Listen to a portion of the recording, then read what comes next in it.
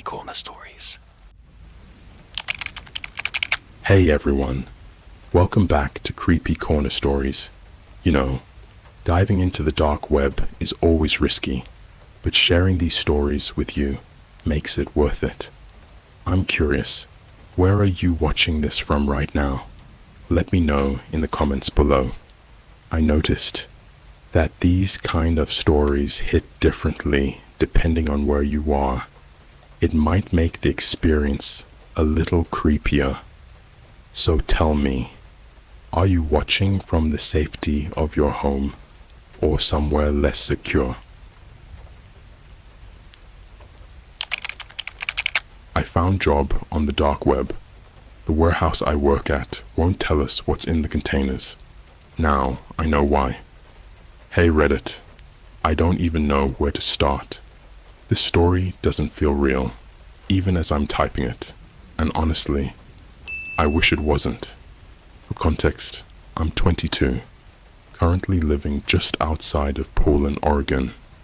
Nothing crazy. I work part-time, go to community college, and live with 2 roommates who are either always sleeping or always high. Life's been whatever. You know how it is when you're broke, overworked, and overstimulated by every single post you see on TikTok or Instagram. Constant anxiety, constant noise. I was scrolling through Reddit late one night, procrastinating on an assignment, when I stumbled on a thread in r/work reform. Someone asked, "What's the most suspicious but high-paying job you've ever had?" Some dude replied with, "Dark web warehouse gig. No questions.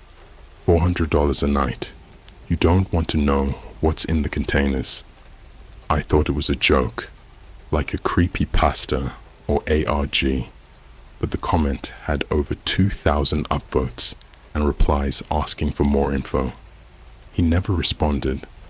Curiosity got the better of me, so I searched it up. I went down the rabbit hole, literally. Now, before you judge me for being stupid, which I admit I was, you need to understand, I was desperate.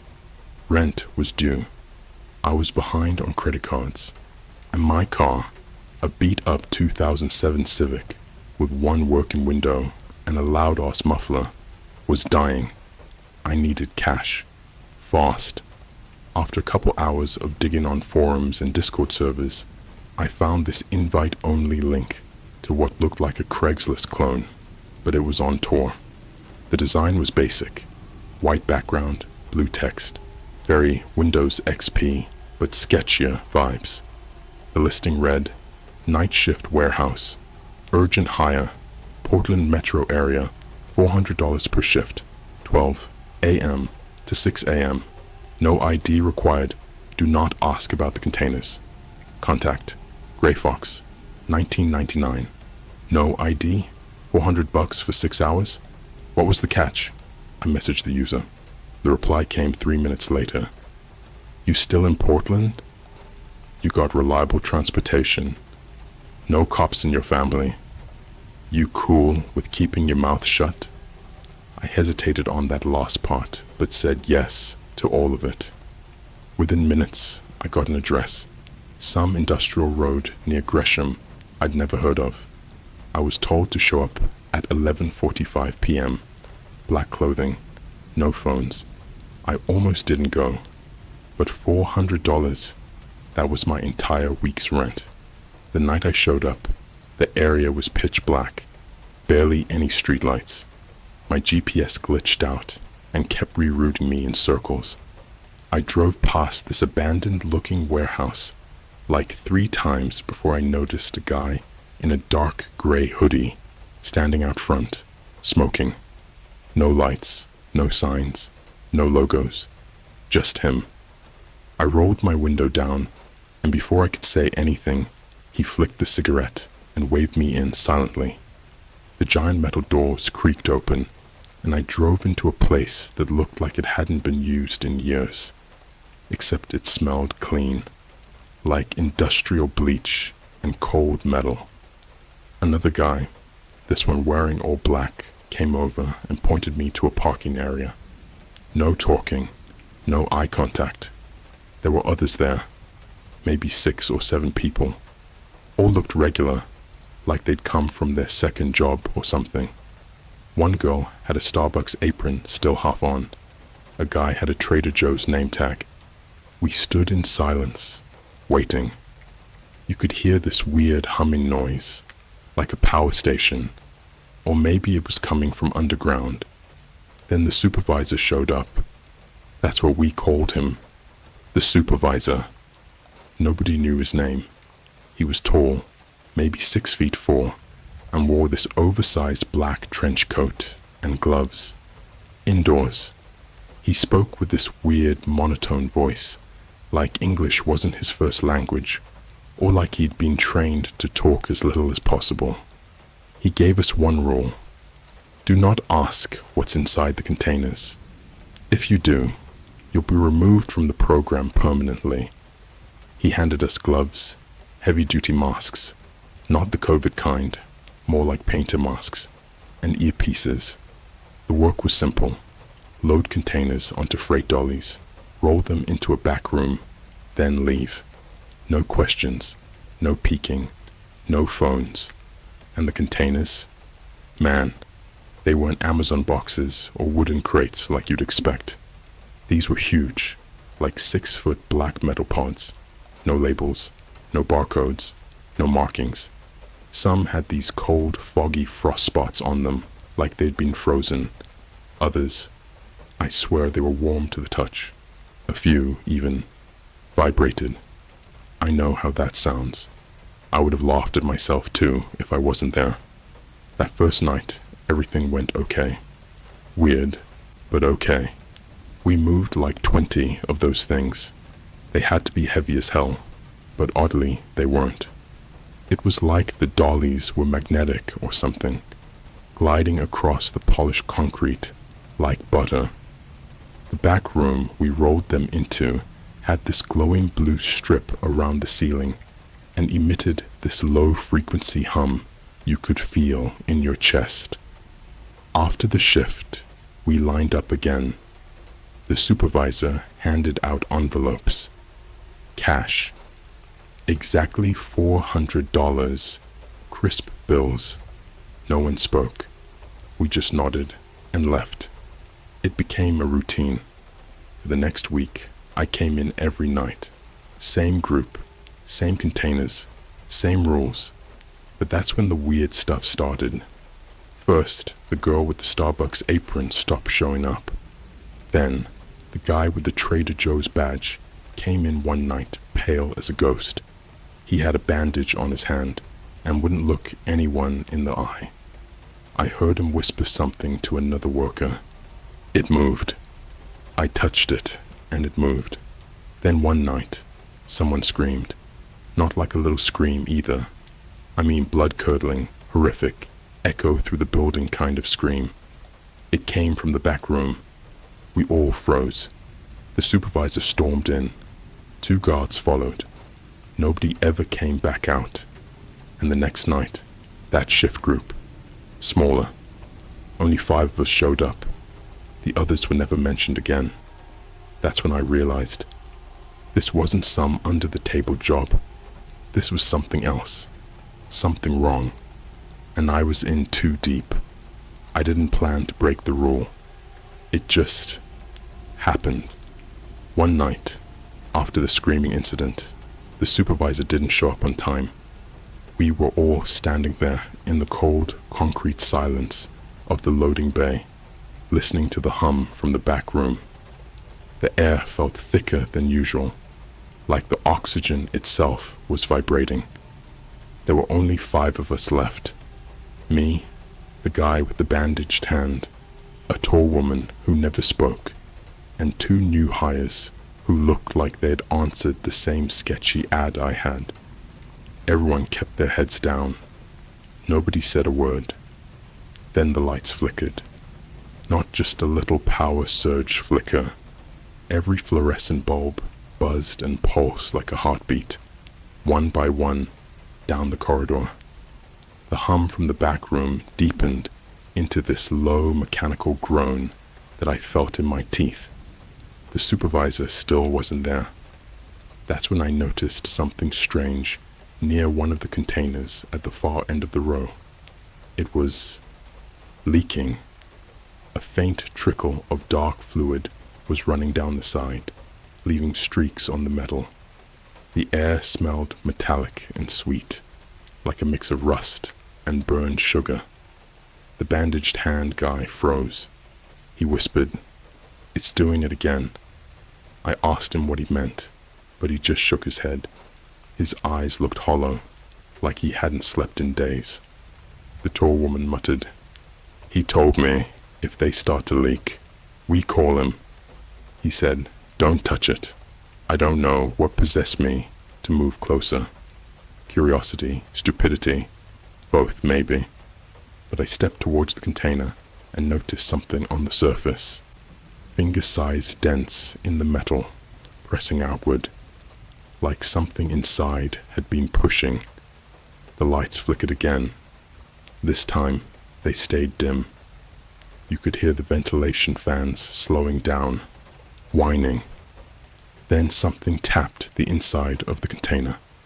Once, twice, then rapid, like knuckles hitting metal in a panic. The woman backed away. One of the new guys dropped his gloves and bolted for the exit, but the heavy door was locked. The bandaged hand guy said under his breath, "Don't acknowledge it." He looked like he wanted to cry. "If you acknowledge it, it notices you." His words made no sense, but his tone made me believe him. My stomach twisted as the tapping turned into scraping, slow, dragging sounds like nails or tools clawing the inside walls. I wanted to run. Every instinct screamed to run.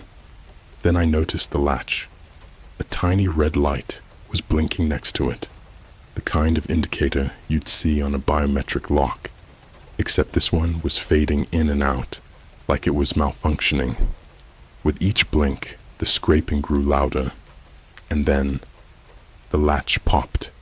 It didn't open, just clicked, like pressure shifting inside. A hiss escaped from the seam, releasing a puff of cold mist that rolled over my shoes. The smell hit first, something chemical and spoiled, like freezer burn mixed with ammonia. The mist spread fast, crawling across the floor in a way that didn't look natural. It pooled around our feet, cold enough to sting. Then I heard the breathing. It wasn't mechanical. It wasn't an animal. It was wet, rhythmic, close. The supervisor's voice came through our earpieces out of nowhere, distorted and urgent. "Step away from the container. Do not engage. Step away now." But none of us moved, because as the mist thinned, something pressed against the metal from the inside. It made the surface bulge outward like liquid mercury. The metal wasn't just bending, it was stretching. Something was trying to push through. The woman screamed for real this time. The new guy grabbed her and dragged her backward. The bandaged hand guy was whispering prayers under his breath, eyes shut tight, and then the container snapped. A clean line split down the middle, and that dark fog poured out, swallowing half the room. Through the haze, I saw movement. Slow, jerky, too fluid for anything human. A shape crawled from the opening, but it wasn't a shape my brain wanted to process. All I remember are glimpses, pale folds that shimmered like fish skin, hands, or what looked like hands, that kept rearranging themselves, and an absence of sound except the breathing. The supervisor's voice cut in again, louder, furious. "Containment breach. Do not make eye contact. Do not." The transmission died. The emergency lights kicked in, red strobes that made everything flash in nightmare frames. Each pulse showed the shape closer, stretching toward us like it was learning how to stand. The bandaged hand guy shoved me toward the exit. Run! The doors that had been locked seconds ago were suddenly open. No noise, no mechanism, just open. I didn't think. I ran. Behind me, I heard the others. Footsteps, gasps, something metallic crashing. But I didn't look back. The cold mist followed us down the hall like it had weight. When I finally burst into the outside air, the sky was still dark, the lot empty. My car's windows were fogged from the inside, as if someone had been sitting there breathing for hours. I didn't even notice the supervisor standing by the gate until I got closer. His coat was spotless, his face calm. He said, without looking at me, "You shouldn't have been in there." I tried to speak, but he lifted a hand. His glove was wet with the same dark fluid that had leaked from the container. "You saw it. That means it saw you." He handed me an envelope, thicker than usual. "Take this. Don't come back." I asked what was inside those things, finally breaking the rule. My voice cracked. He smiled. Not a friendly smile, not even human warmth, just the bare motion of lips. "They're not things," he said. "They're returns." Then he turned and walked back toward the warehouse. The doors shut behind him with a metallic echo that seemed to go on forever. I drove home without thinking, without blinking, feeling like the world outside the windshield was slightly off. Streetlights flickered in the same rhythm as the warehouse lights. My radio kept cutting out. Every time I checked the rearview mirror, I swore I saw shapes in the fog following me. Too tall, too thin. When I finally pulled into my driveway, I realized something was wrong with my hands. The gloves I'd worn were damp, not with sweat, but with that same dark, sweet metal smell. I threw them in the trash, but my palms still felt cold hours later, like the chill had soaked into my skin. At 3:07 a.m., my phone buzzed. Unknown number. "You were warned." That's all the message said. No number, no trace. When I checked again, the message was gone, like it had never existed. But when I turned off my lamp to sleep, the red light from my smoke detector blinked once, twice, in the exact same rhythm as the container latch. And somewhere outside my window, I heard that faint, wet breathing again. I didn't sleep after that night. Not really. I'd close my eyes, and the sound of that breathing would start up again, soft and close to my ear. Every time I snapped awake, my room felt a few inches smaller, walls a little closer, the air heavier. By the second morning, my phone began acting wrong. The camera app opened by itself, facing the front camera, recording for a few seconds before closing again. At first, I thought it was some malware from the dark web job site. I reset the phone, wiped everything. Didn't help. Every recording showed the same thing. Me, half asleep, with something dark standing in the background for a single frame. So brief, it could have been a shadow. Except the shadows in my room don't move when the lights are off. 3 days passed before I saw the supervisor again. I was leaving the 24-hour McDonald's on Burnside, just grabbing coffee because caffeine felt safer than sleep. And there he was, sitting 2 booths away. No coat this time, just plain clothes, like an average commuter. But when I blinked, the same faint red light blinked from his wristwatch, the same rhythm as the latch on the container. He didn't speak, just slid something across the table, a folded sheet of paper that looked like it had been printed decades ago. It said only one sentence: "Do not return what follows you." Then he stood up and left through the side door. When I ran after him, he was gone. I'm talking gone, like a cut in a film reel. One frame, he's there. Next, he isn't. No footsteps, no sound. Just the smell of that metallic sweetness again. Faint, but unmistakable. That night I realized what he meant by what follows you. The fog.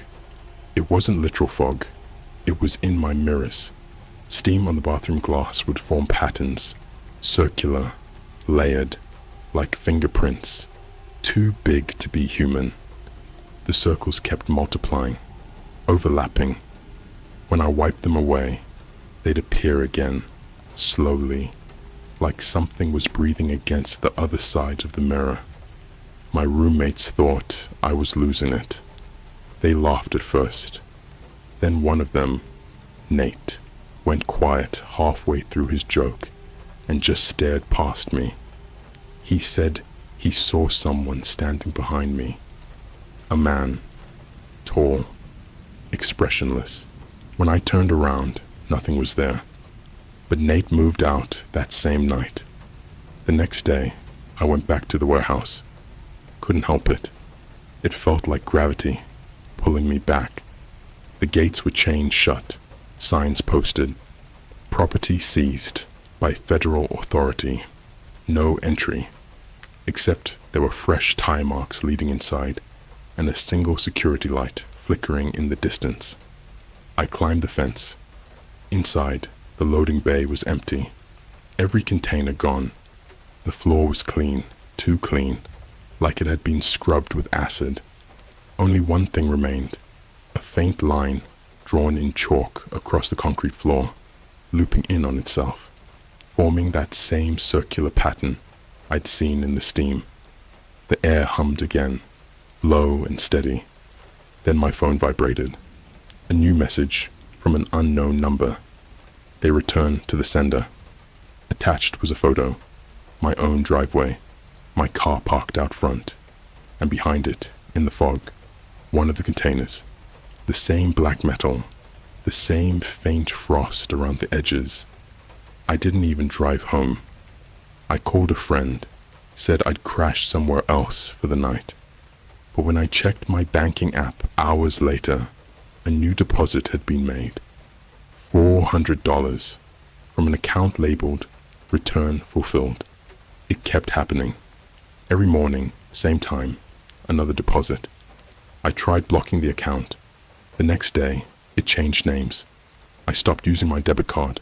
They found my PayPal. I deleted that too.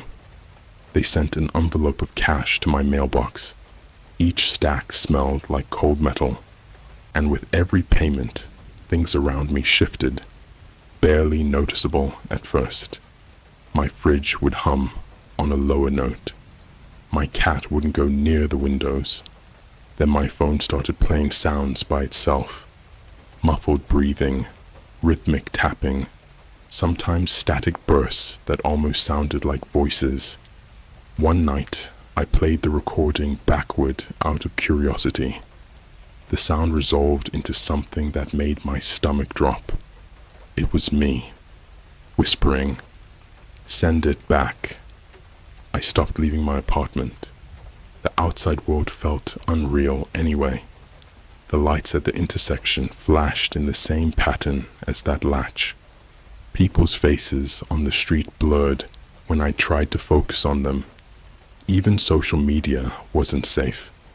Random accounts started tagging me in photos of empty warehouses, always captioned #return complete.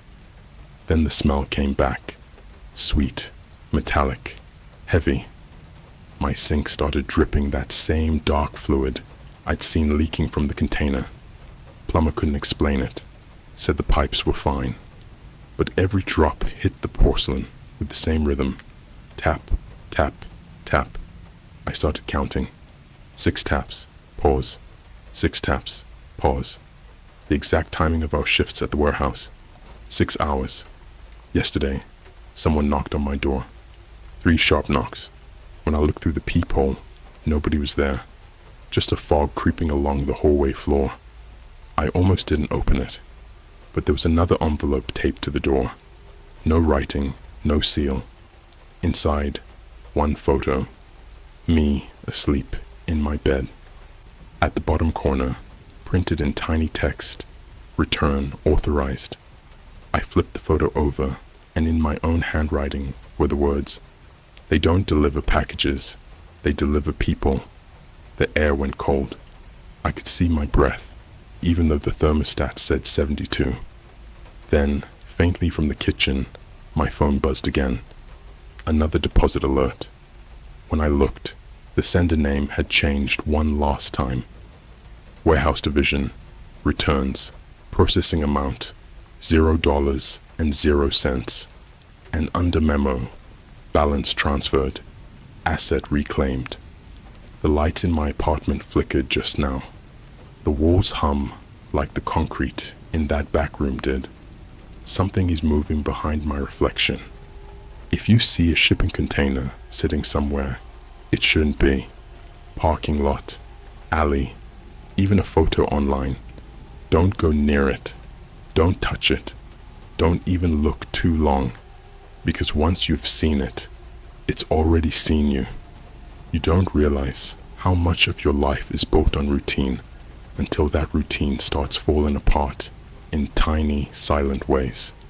It started with time. Not like I was losing hours or waking up places I didn't remember going to. It wasn't that obvious. No, it was subtler, crueler. My phone would vibrate with a message that had no timestamp. Alarms would go off 2 minutes after I'd set them. Emails I swear I sent were marked as drafts again. My microwave's clock started running backwards for exactly 13 seconds every night at 3:11 a.m. Then came the voices. Not loud, not even clear, just faint, like breathing behind drywall. Sometimes a whisper under the faucet when I turned it on. Once, I flushed the toilet and heard a voice, like a wet throat trying to speak, bubbling up with the water. Return received. It got worse after that. You ever look into someone's eyes and see that they're not really there? It happened in the Starbucks on Belmont. The barista asked me my name, like they always do, but her eyes didn't move. She was staring through me, pupils dilated like she'd just seen a car crash. When I didn't answer right away, she smiled, way too slow, and said, "You're already in the system." I didn't give her my order, didn't pay, didn't touch the drink. But when I checked my bank later, $400 was gone. Memo, returns. That night, I looked in the mirror and didn't recognize myself. Not in the metaphorical, I've changed kind of way. I mean it literally. My left eye twitched out of sync with the right. My jaw seemed longer than usual, just a little, like my face had been misremembered. I dug out old photos, trying to prove to myself that something was wrong. They were all off. In one, my fingers were slightly too long. In another, the mole I've had under my eye since middle school was gone. Then I found one from the warehouse shift. I don't even remember taking it. In the background, between the containers, something stood. No detail, no face, just height, presence, and a soft distortion, like the photo had been burned and healed over. There's a word that kept showing up, in forums, in corrupted emails, even carved into the inside of my closet door one morning, like it had been scratched by a knife. Inversion. I don't know what it means, but every time I saw it, something changed in the room. Objects weren't quite where I left them. Outlets were upside down. My light switches stopped working unless I flipped them backwards. Even worse, reflection started lagging. I'd move my head, and my reflection would take half a second too long to catch up. That's when I stopped using mirrors. Completely. I tried getting help. I called a tech repair shop, asking if it was possible for a smartphone, to broadcast breathing noises when it wasn't recording. The guy on the phone went dead silent, then hung up. 30 seconds later, I got a text from a number labeled support. You cannot return what is already processed. The cops? Useless. I walked into the station to report harassment, maybe stalkers. They smiled at me too much. One of them offered me a bottle of water and said, "You're not the first." Not the first. What? I left. Fast. It wasn't until I checked the old Reddit thread again that I realized I was never supposed to survive. The comment I'd seen months ago, the one that led me to the warehouse, it was gone. Not deleted. Just never there. Even with Wayback, even with cache data, all traces of Grey Fox 1999 vanished. Instead, a new comment was pinned at the top. Returns cannot be refunded. Posted by my account. Time stamped 5 days into the future. At this point, I was too far gone to pretend I could live a normal life. I stopped going outside. I boarded up my windows, turned off my phone, burned the clothes I wore at the warehouse. But they still came back. Every night, 3:11 a.m., that cold fog would roll under the doorframe. And sometimes, only sometimes, I'd hear something drag across my carpet. Once, I opened my closet, and a container was there. Full size. No idea how it got inside. This time the latch wasn't blinking. This time, the door was open. Inside wasn't darkness. It was a hallway. Endless. Blue lit. Just like the warehouse back room. I could hear footsteps. Not fast. Not loud. Just consistent. Coming closer. I slammed the door shut and shoved my dresser in front of it.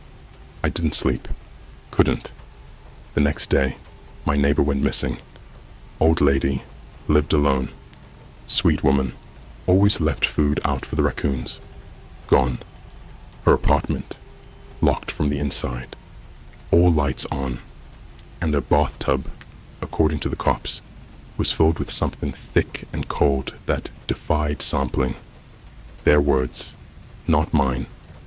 I heard one officer whisper, same as the Belgrave incident, before the report was sealed. I looked up. Belgrave incident.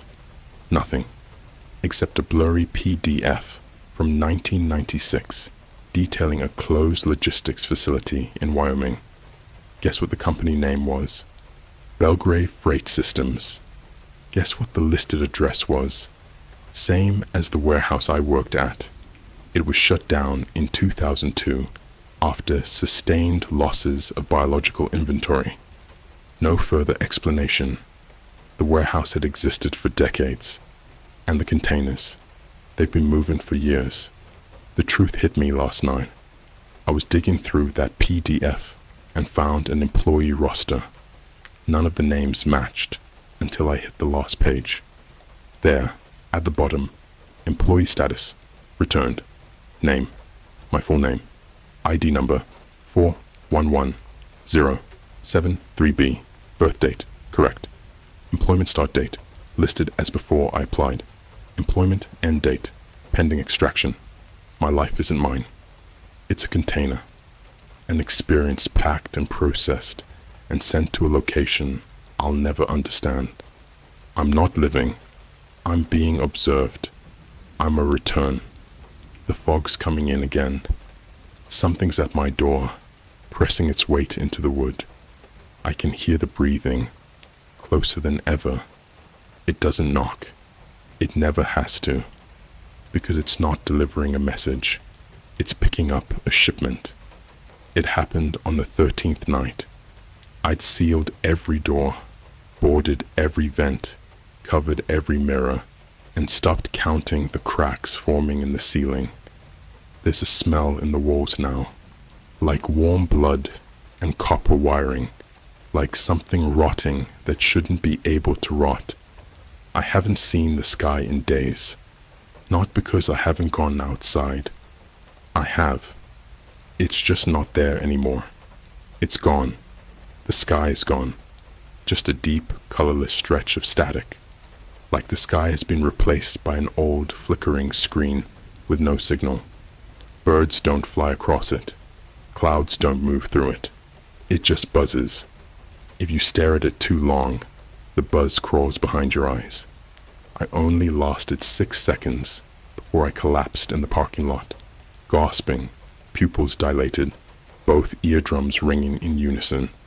Inside my ears, I could hear footsteps, walking away. I think the containers were never meant to be opened. They were meant to be observed. And now, something's observing me. The thing is, it doesn't do anything. Not at first. It just watches. From the corners of the ceiling, from the drain in my kitchen sink, from inside the dryer that never turns off. You don't notice it at first. You'll just glance up and see that the pattern in your popcorn ceiling doesn't quite match what it was yesterday. You'll hear the dryer spinning, even when it's unplugged. You'll see a silhouette in the TV reflection, just for a second, even though the TV is off. That's when you realize the container followed you home. I tried burning it. That was the last rational thing I attempted. Took everything, the money, the uniform, the gloves, even the envelope with the supervisor's handwriting, and tossed it all into a metal fire barrel behind the apartment complex. It didn't burn. It melted, warped, screamed, not out loud, but in this wet, muffled frequency that I could feel in the back of my teeth. It sounded like someone choking underwater, but their lungs never emptied. The fire went out on its own. The metal barrel peeled open from the inside. What was left inside? Just one thing. A new envelope, soaked through, sealed with skin. Inside was a single Polaroid. Me, standing at the foot of my bed, asleep in it, eyes open. The fog's back now. It doesn't come through the door anymore. It just seeps, like it remembers the shape of me. It leaks through power outlets, through the speaker holes in my old laptop, through the mouth of the motionless fan overhead. It moves like it knows me better than I do. It tastes like blood and ozone when it touches my skin. Last night, I turned on every light, every lamp, every phone screen I had, just to keep the shadows off the floor. Then all of them shut off at once. Dark, not just dark, blank. A silence so pure, I could hear my heart telling me to stop. A voice inside my chest whispered, "It's time." Not in fear, not even in pain, just a flat, factual statement. It's time. I've stopped eating. The food moves. I watch the grains of rice in my bowl rearrange themselves into shapes, patterns. One of them looked like the container's latch symbol. Another looked like an eye. My sink water runs black now. The windows show a sky that doesn't belong here. Stars forming symbols that pulse. I counted 13. They blink in sync with my heartbeat. The reflection in my window is no longer mine. It watches me when I sleep, mouth slightly open, breath fogging the glass from the other side. Tonight was different. At exactly 3:11 a.m., my apartment split. Not exploded, split. Quietly, precisely. 1 second, I was in my bed. The next, I was standing barefoot on the cold concrete of the warehouse. Just me. The room stretching in every direction like it had no walls anymore. Just fog and fluorescent lights buzzing above me like a slow heartbeat. The containers were back. Hundreds, thousands, no labels. All humming, all breathing. Then the floor pulsed. I don't mean metaphorically. I mean it moved. The entire warehouse was alive, like I was standing inside a lung, and the air being pulled in was not oxygen. I could feel it trying to remember me. Then a voice, not spoken, not heard, just received. Final return confirmed. One container rolled forward on its own. The latch blinked once, then opened. Inside was not a body, not an object, not a person. Inside was a copy of me, not sleeping, not screaming, just staring, back straight, head tilted, mouth dripping that same black mist that moved like fog underwater. It smiled and whispered, "We've been waiting for you." I turned to run. There were no doors, just more containers, opening one by one, and from each one, another version of me, some with faces missing, some with eyes open too wide, some laughing soundlessly, some gnawing on their own hands. They stepped out, barefoot on the metal, moving in perfect sync. Hundreds of me, surrounding me like I was the foreign one, the wrong one. Then came the breathing from all directions, from inside my lungs, from behind my eyes. And then it said, "You were never the worker. You were the shipment." And the warehouse swallowed me. I woke up in my bed, door unlocked, closet wide open. On the wall, written in something wet, "Delivered." My phone no longer has a lock screen, just one message, always displayed: shipment completed, return approved. The bank transfer stopped. The fog no longer visits. The air no longer hums. Everything is quiet now. Too quiet. Because the moment I was delivered, something else took my place. I don't breathe anymore when I sleep. I don't blink unless I remember to. I don't cast a shadow in photos. And if you're reading this, if you've made it this far, then something has already noticed you. The containers are everywhere. We are already shipping. You're just waiting for the pickup.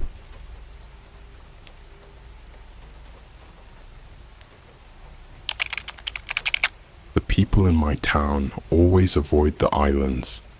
I learned on the dark web why. Alright, so I've never actually posted anything like this before, and I'm not gonna act like I'm some horror writer or anything, but I need to get this story out. If anything happens to me, I want people to know the truth. This isn't some chain message crap, or some creepypasta made for likes type of thing. I wish it was. I really do. This happened about 3 weeks ago, and I still haven't slept more than 4 hours a night since. Let me start from the beginning. I live in a small town in Oregon. Won't say the name, but if you Google small fishing towns in Oregon with more Starbucks than people, you'll probably find it. We're surrounded by water, the Pacific on one side, and this weird stretch of small islands just off the coast. They're not tropical or anything, just little forest-covered hunks of land sitting in the mist. People around here call them the Fingers. Growing up, no one ever really talked about them. There were no legends, no ghost stories, no history class chapters, nothing. But you noticed it. The way no one kayaked too far out, the way fishing boats steered wide around them, like they were dodging invisible landmines. No one ever said anything, but no one ever went there either. And if you asked about them, you'd get the same answer every time.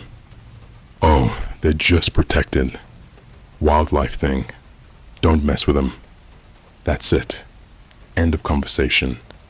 It wasn't like an old curse or something that your drunk uncle would go on about during Thanksgiving. It was more like forbidden by boredom, like everyone mutually agreed to not care about them. But that always bothered me. I'm not a conspiracy nut or anything. I'm a 20-year-old who works at the local McDonald's and streams Apex when I'm not getting destroyed at community college. I grew up here. I know the people. We don't not talk about things. We love drama. We had a town-wide Facebook fight. because someone said the new Taco Bell smelled weird. So how the hell do you just ignore entire islands? I didn't really start digging until I stumbled on a weird thread late at night while scrolling Reddit half asleep. I was looking up local legends for a podcast I was trying to start with some friends. Nothing serious. We wanted to be like one of those fun mystery channels, you know, like BuzzFeed Unsolved, but with lower production value and worse jokes. Anyway, I found this thread on r/unresolved mysteries that was titled, "What's up with the Finger Islands in Oregon? Anyone know why they're off limits?" Had like 6 upvotes, no replies. But the post was from 4 years ago, and the user's account was deleted. What caught my attention was that the OP said they used to live here. They mentioned the same weird avoidance I always noticed, and then they said something I still can't shake. If you're from there, don't go looking. There are things you're not supposed to find. I learned that the hard way. Stay away from the fishermen, and for God's sake, don't go on the dark web asking about the water. I thought it was a joke at first, but something about that phrasing, asking about the water, felt wrong, like too specific, like they knew something. That's when I made the worst decision of my life. I logged back into an old laptop I hadn't used since high school. I used to mess around on the dark web back then, not for anything illegal, just random curiosity.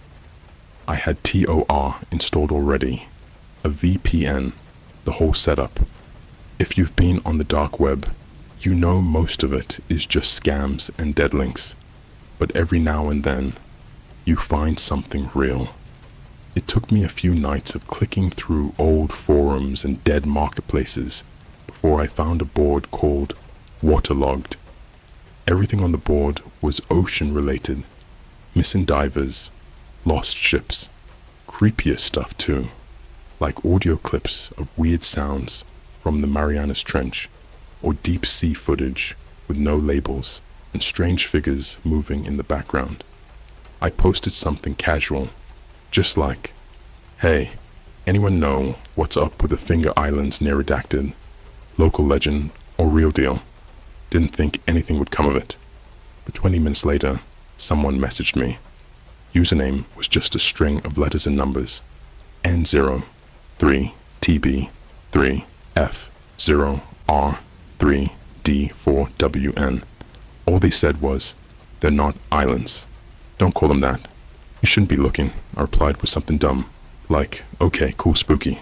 But seriously, what are they?" And this guy just sends me a ZIP file called trawler_19.move. I didn't open it right away. My heart was already going nuts.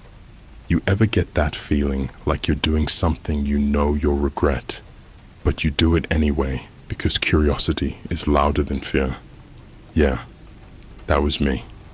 I ran it through a sandbox just in case it was malware, but it was clean. The file was huge, like 3 gigabytes. The thumbnail was just black. I opened it up. It was grainy footage, maybe from an old GoPro or something. There were scratches on the lens, and the audio was trash. Wind noise, static, that kind of thing. But you could make out what was happening. The camera was strapped to a man's chest. He was on a fishing boat, a small one. You could see a coastline in the background. I recognized it. It was our coastline. That same beach everyone goes to during the 4th of July fireworks show. The same shoreline that curves around just before you hit the start of the islands. The guy, whoever he was, didn't talk, but he kept pointing the camera toward the nearest island. Except, it wasn't right. It looked like it was moving, not floating, not drifting, just breathing. You could see the trees on it swaying weirdly, like they were attached to something that was swelling and shrinking, almost like lungs, or something pretending to have lungs. At one point, he zoomed in, and I swear to you, the trees blinked, like they weren't trees at all. I couldn't finish the video. At the 6-minute mark, it cut to static, and when it came back, the boat was empty. Just the ocean, gurgling, and then, barely, in the corner of the screen, a hand, Pearl, clawing onto the side of the boat, but the fingers weren't right. They were too long, and there were too many of them. I closed the laptop and just sat there in the dark, sweating like crazy. My room was freezing, but I felt like I was on fire. I didn't sleep that night. I didn't even move until the sun came up. I tried to go back to that forum the next day. It was gone. Like, completely gone. Not just the post, the entire board. Like it never existed. I checked again with a different browser, a different laptop. Nothing. And the guy who sent me the file, profile deleted. I checked the ZIP again. It was gone from my downloads. Completely. No trace. My antivirus didn't even flag anything. That's when the paranoia started. My phone started acting up. TikTok videos would freeze randomly on black screens. My Instagram DMs had these glitched out messages from accounts that didn't exist. And no joke, I got a DoorDash order I didn't make. It was from a seafood place I've never heard of. No receipt, no driver. Just a single dripping takeout bag on my porch. Inside was a half-eaten fish, raw. Its eyes were still moving. I didn't eat for 2 days after the fish showed up on my doorstep. Not because I was scared. Not exactly. I was past scared. That word doesn't fit anymore once your brain stops believing what it's seeing and just goes blank. I wasn't even thinking straight. Just sitting in my room with the lights on, curtains closed, hoodie up, staring at the same blank Discord server screen for hours like I was buffering in real life. You know that feeling when you're driving at night and your headlights hit something on the road and your brain doesn't register what it is, but your body already started braking? Yeah, that was every second after watching that video. I didn't touch my phone. I didn't stream. I didn't even tell my friends. What the hell was I gonna say? Yo bro, I downloaded a haunted video from a guy with a username that looks like a Wi-Fi password, and now seafood's stalking me. Let's go to Taco Bell now. I just stayed frozen, and it wasn't over, because 3 days after that, right when I was thinking maybe I imagined it all, I went to the gas station, the one near the docks, the one everyone always said was too quiet. I never paid attention before, but now, when I walked in, I noticed the silence. No music, no humming refrigerators, no customers, just the sound of the fluorescent lights flickering, like they were trying to breathe. I was on autopilot.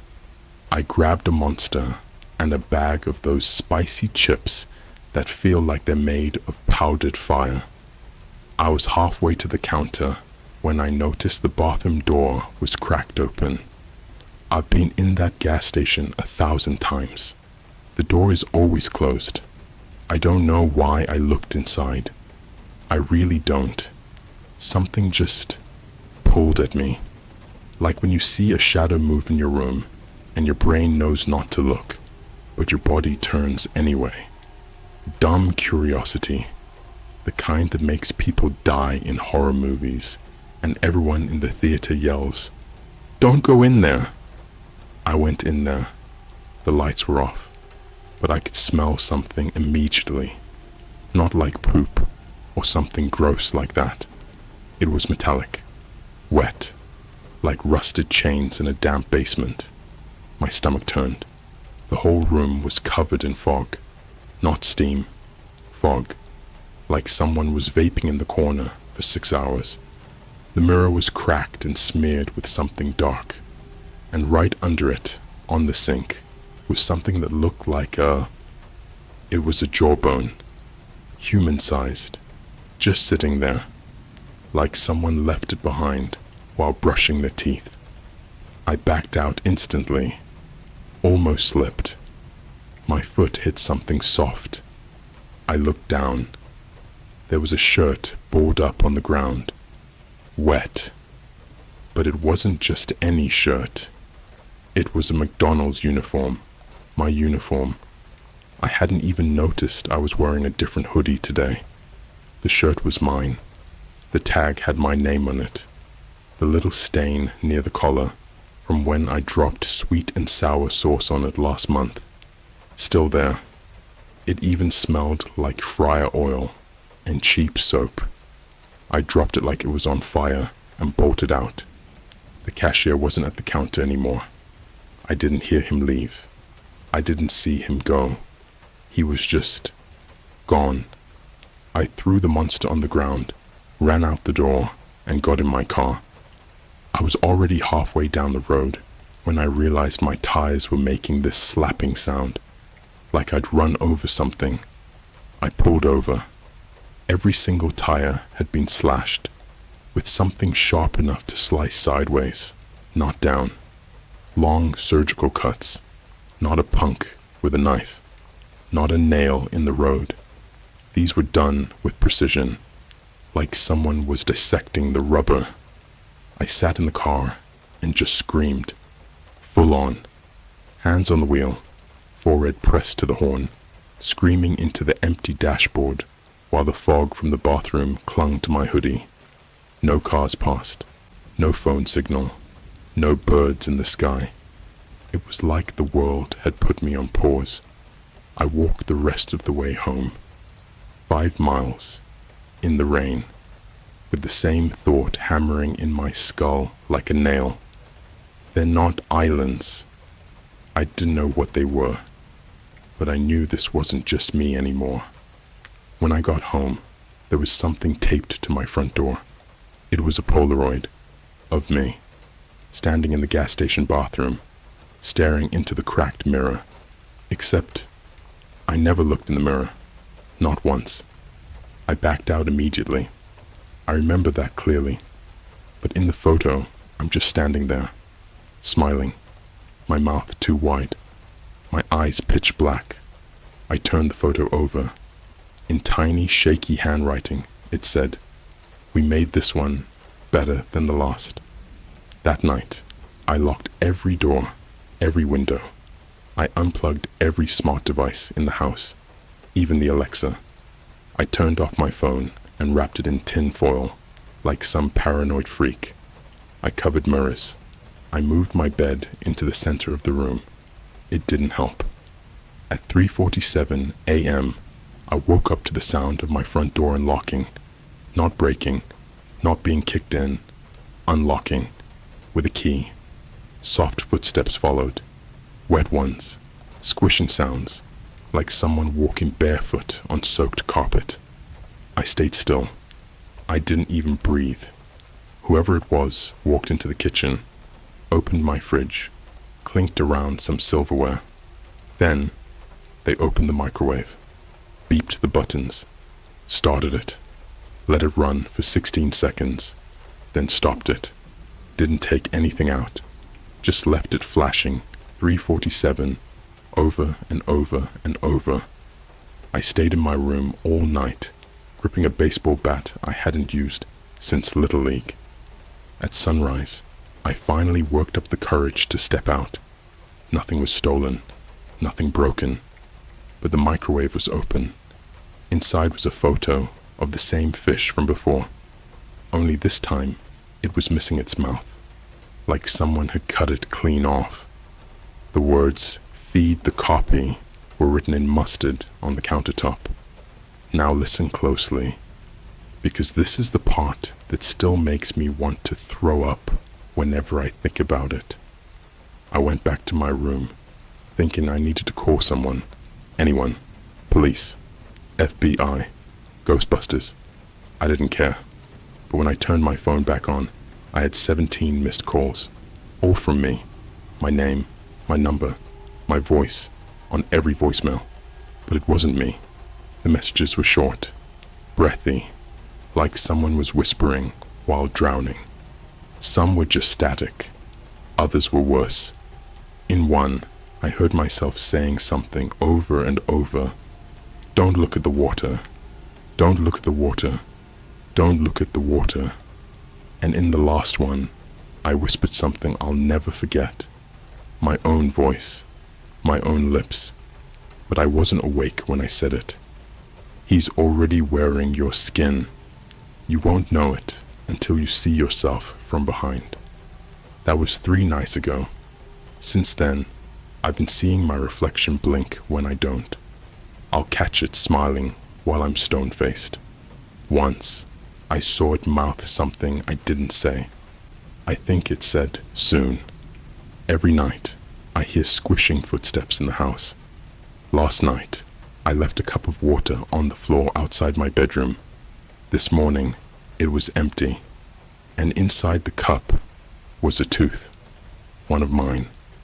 I checked.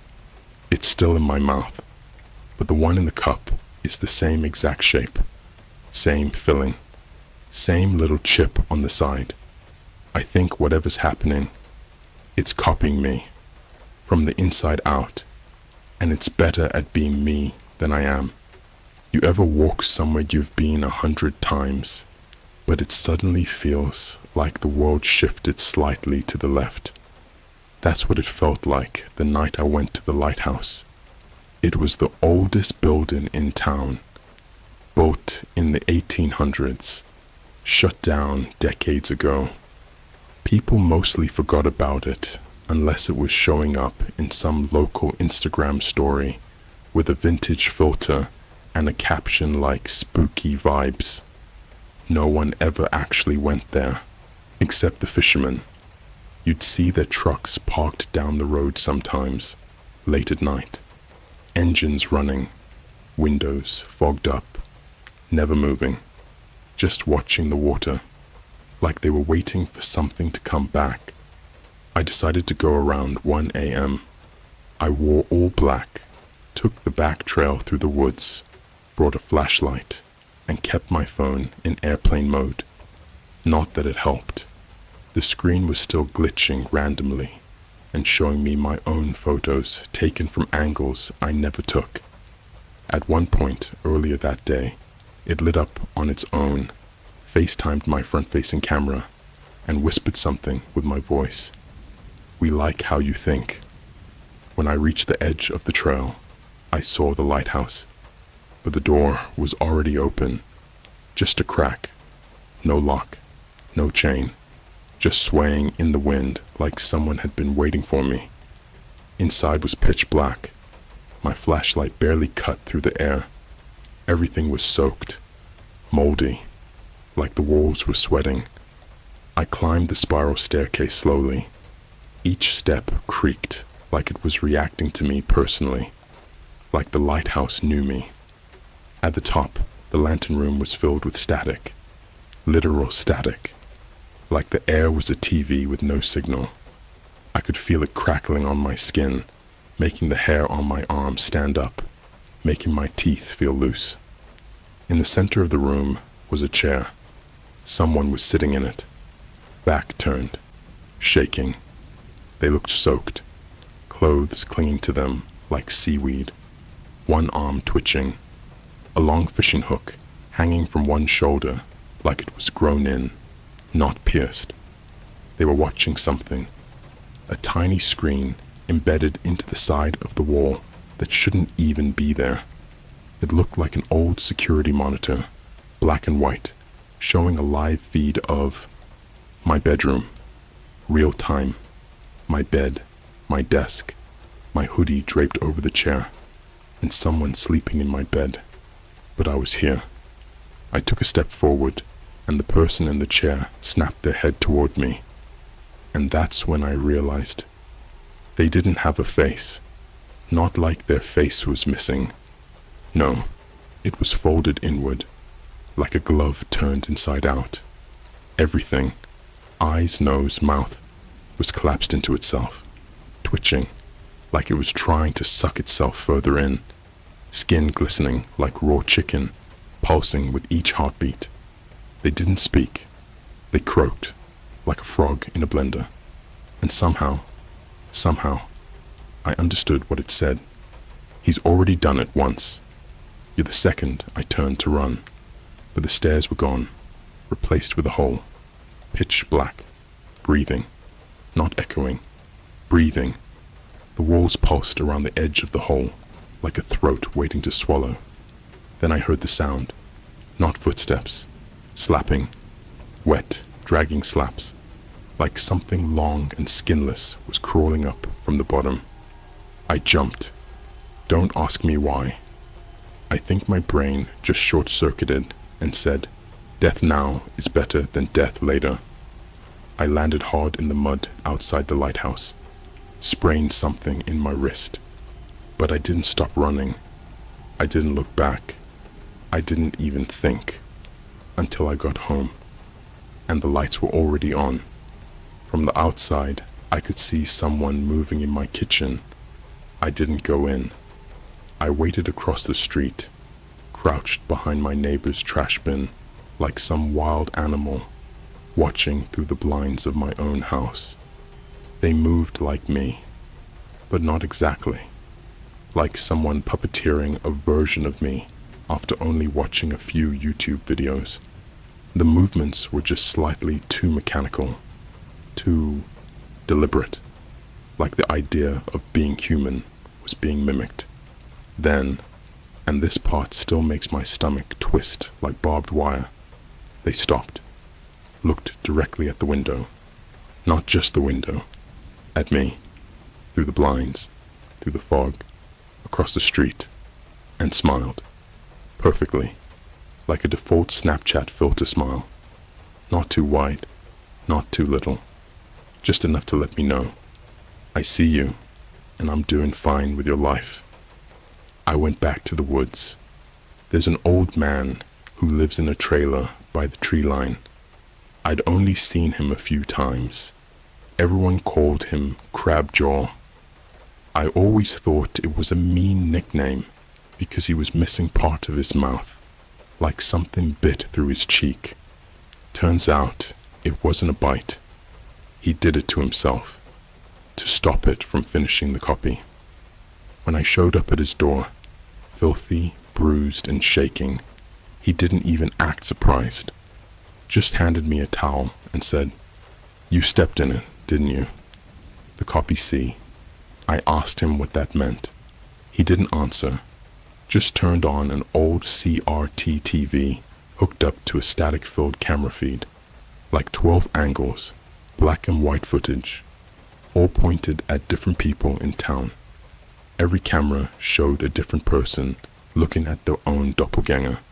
Some were crying, some were screaming. One was praying to it. Another was kissing it. I asked him what the hell I was looking at. He just said, "The islands are mouths. They feed by replacing. Sometimes the replacements are better, so people let it happen." I asked what I was supposed to do. He turned slowly and looked at me with his one good eye. "You don't run. You don't fight. You don't hide. You confuse it." I asked how. He said, "Forget yourself. Erase your patterns. Do things you wouldn't. Sleep in your closet. Eat raw onions. Speak backwards. Say your prayers in math. Cut your nails in the dark. Be so unpredictable it can't finalize the mimic. Be less you than it is." I've been trying, but the more I try, the more it adapts. Last night, I set all my clocks to different times, poured milk into a sock, and put it in the freezer, shaved only half my head, and slept in the bathtub under 14 towels. This morning, I was already dressed. I don't remember doing it. My phone now unlocks to its face. My reflection wears my old smile, The people at Starbucks waved at it, not me. It's integrating, replacing me at a social level, slowly, perfectly. And worst of all, my mom called today, said she had the real me over for dinner last night, said it was nice to see me smile again, said she was glad I stopped obsessing over those stupid islands. I haven't lived with my mom in 3 years. I'm running out of time. But there's one last thing I haven't told you. Remember the security feed in the lighthouse? The one showing my room? The one where I saw myself sleeping? I looked closer before I jumped. I zoomed in on the figure in bed. It wasn't moving, wasn't breathing. It wasn't me. It was a skin suit, hung up like a decoration, hollowed out, smiling with stitches where the eyes used to be. When people vanish around here, it's quiet. No flyers, no news, no last seen Instagram stories, no cops, just a name, and then a silence, like the town agreed not to remember them. Their parking spots at work stay empty for a day or two. Then someone new takes the job like it was always theirs. Their homes get boarded up without ceremony, one by one, like the houses themselves are closing their eyes. That's how I knew it had started. People were vanishing, but no one seemed to notice, except me. First it was Dylan, this guy I knew from high school, used to vape behind the 7-Eleven and post TikToks pretending to be a mall cop. He wasn't deep or emotional or whatever. He was just real, loud, annoying, alive. I saw him at the dock 4 nights ago. He was standing at the edge of the pier, staring at the water, frozen, not blinking, not moving, like his brain had been shut off mid-thought. His phone was lit up in his hand, face down. I called out to him. No response. I walked up closer, half expecting him to pull some stupid prank. He used to scream like a banshee to scare kids during Halloween. But when I got close, I saw his mouth was open, wider than natural. Too wide, like something was pulling from inside, stretching it from the back of his throat.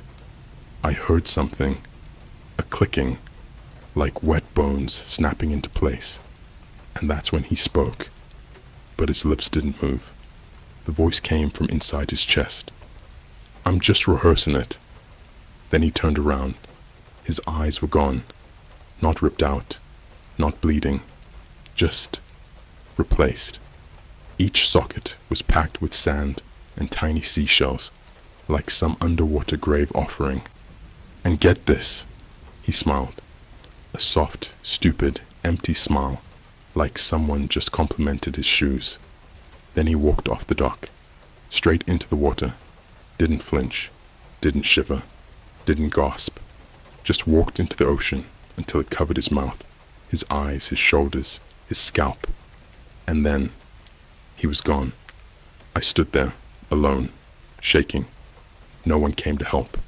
No screams, no splash, nothing.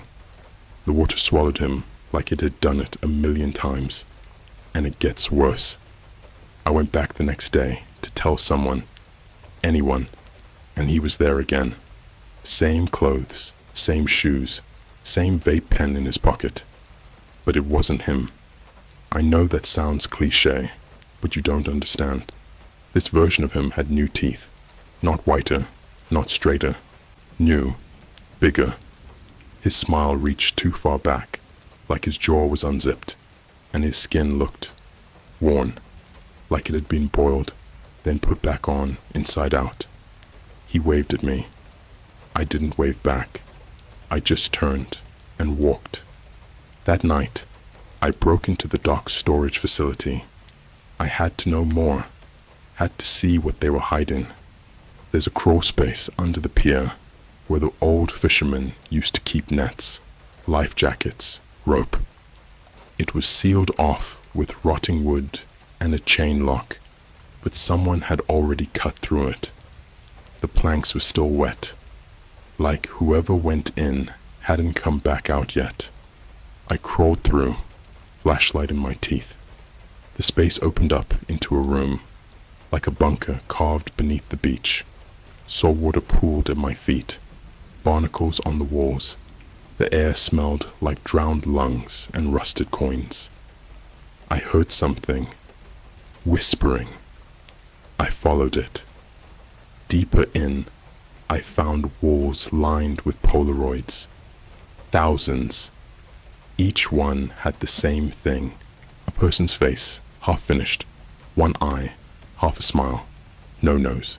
Each face stitched together with fishing line. Some were still wet. And under each photo, a label. Attempt 14. Rejection. Eye reversed.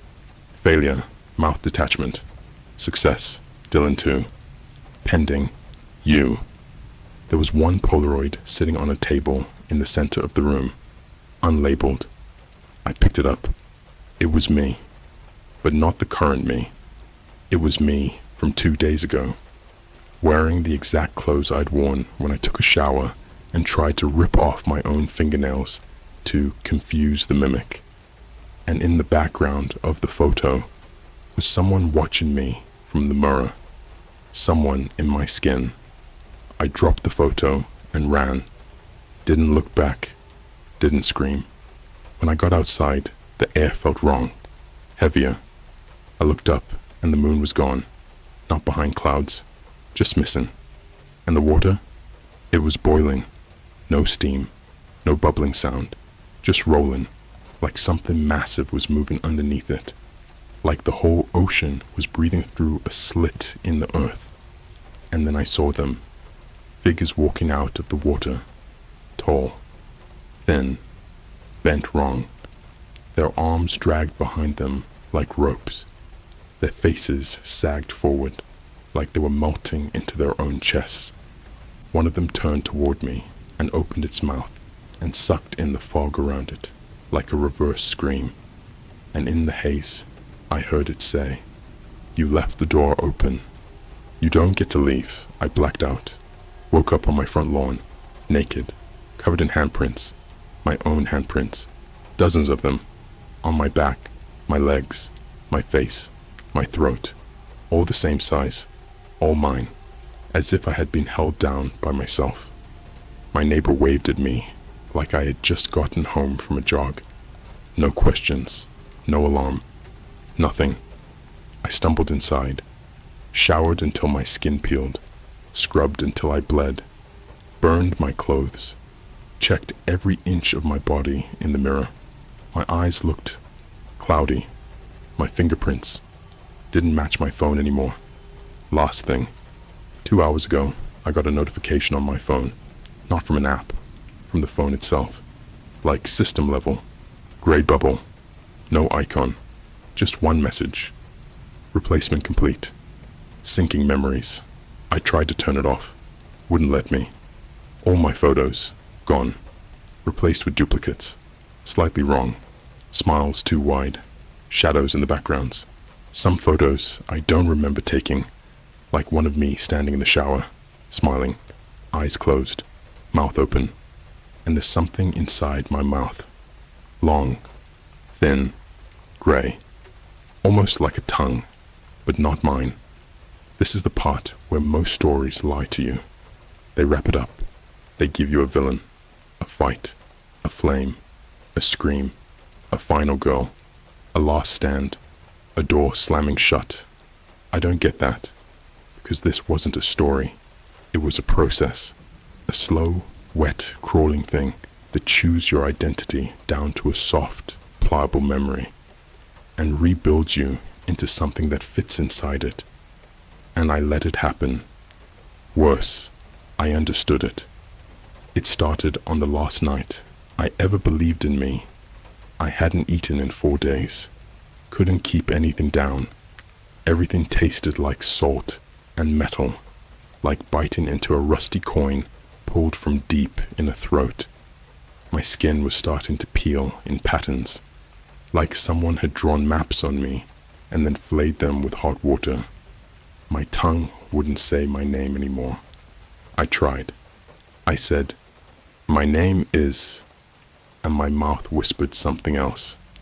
Not anymore. I should have run, should have screamed, should have put a knife through my chest and prayed to bleed something human. But instead, I went to the water, the same shore where it started, where the kopjes rise, where the fishermen never speak. The beach was empty, not quiet empty, not peaceful empty, dead empty. The sand was wrong, not soft. It crackled under my feet like dried skin. The sky pulsed in and out of frame, like someone was editing it in real time. Stars vanished when I looked at them. The moon blinked, and then I heard it. Low, wet, not a voice, not a growl, a swallow. One deep, slow gulp, like something enormous had just devoured a continent, and I had arrived for the digestive process. I walked to the shoreline, where the water lapped like a tongue too tired to pretend, and I saw it. The truth. The islands were never land. They were teeth, jagged, rotting. The tree lines were just veins. The rocks were gum tissue. The shoreline, the curve of the sand. It wasn't a coast. It was the inside of a jaw. I stood on its tongue, and it was waking up. Let me try to describe this in a way your brain won't immediately reject. Imagine a being so large it exists across multiple realities at once. A thing that exists behind the idea of oceans, a mouth that impersonates geography.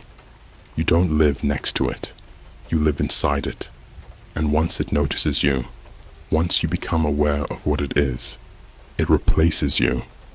Not fast, not sudden, systematically. It starts by corrupting your routine. Your breakfast tastes wrong. Your reflection blinks when you don't. You forget how to spell your last name. Your texts show up on your friend's phone before you send them. Then it gets in deeper. It finds your voice, copies it, sends voicemails to people you love, has conversations without you. It slips your laugh into other people's memories. It flirts using your face, until eventually, you're the mistake, the leftover, the defective draft, and it opens its mouth to swallow you back into storage. There was a man on the shoreline when I got there. No clothes, no face, just long rope-like arms and a body covered in barnacles shaped like human eyes. They blinked in different directions. He held something out to me, a sack made of stitched together human mouths, sewn lip to lip to lip, whispering in unison. "It needs your inside now," they said. I asked, "What happens if I say no?" And they answered, "It already did." Then they dropped the sack. Inside was me, a spiral of memories, birthday candles, first kisses, favorite playlists, my fear of wasps, my secret YouTube channel, all rotting like fruit, soft blackened, smelling of salt and burnt hair. I stepped back, and the beach groaned. It shifted, not like a wave, like a muscle contracting. I looked behind me. There were people coming out of the trees, dozens. All of them were me. Some were earlier versions, braces, old hoodies, backpacks I threw away. Some were newer, better, sharper jawlines, clearer skin, confident eyes. A version of me that didn't look tired. One of them held a Polaroid camera, another held a fishing hook.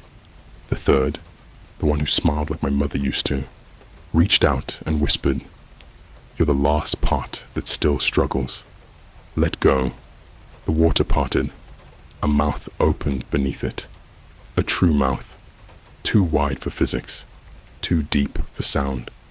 Rows of teeth made of recycled houses, skeleton streetlights, school chairs, and car doors, all chewed together into the illusion of island ridges.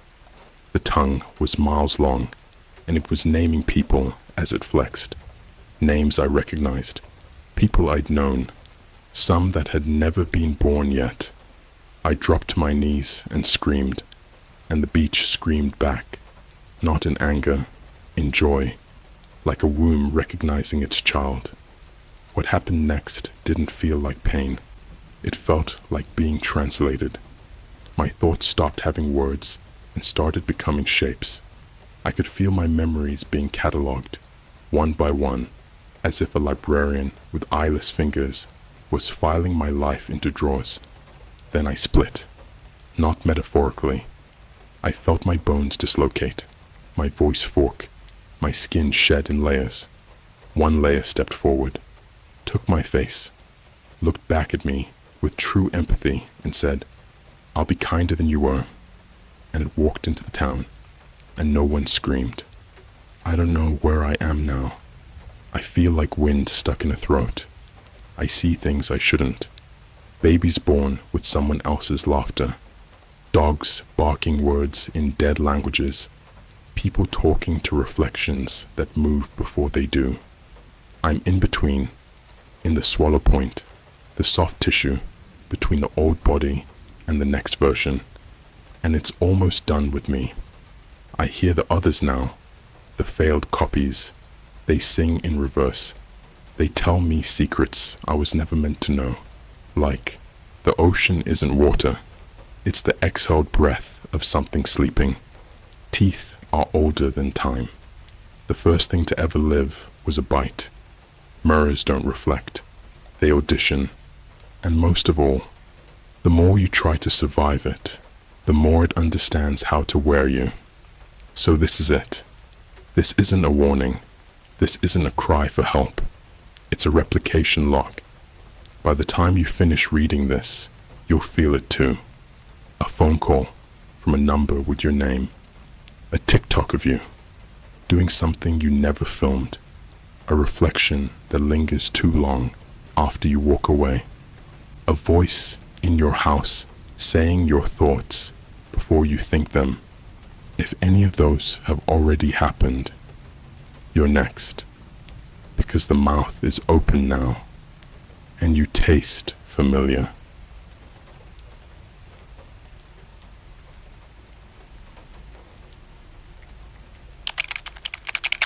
My wife's affair partner was a dark web bounty hunter. Now he's after me. Yo, I wasn't even gonna post this on Reddit, but I've been literally losing sleep over it. Like real life insomnia, hearing stuff at night, feeling like I'm being watched every time I step outside. I keep telling myself I'm paranoid. Maybe I am, but if anything happens to me, for real, I want someone to know. Someone has to know. This story starts like a cliche. I found out my wife was cheating. Not proud to admit it, but I snooped through her phone one night when she was asleep. The vibe had been weird for a while. You know, cold texts, sudden work meetings, the usual signs. You don't need to be Sherlock Holmes to know when your partner's checked out. But what I found wasn't just cheating. It was something way worse. She was messaging this guy on some weird-looking app I'd never seen before. Not WhatsApp, not Signal, not even one of those sketchy Telegram groups. The app didn't even have a name, just a black icon with a single red dot. I remember tapping it and seeing all her messages, but nothing made sense. There weren't names, no profile pictures, just code names. Hers was Honey.Mask, and the dude she was talking to went by Agent 077. At first, I thought it was some dumb roleplay thing, like some 50 Shades type weirdness, but then I started reading, and it felt wrong. They weren't just flirting, they were planning.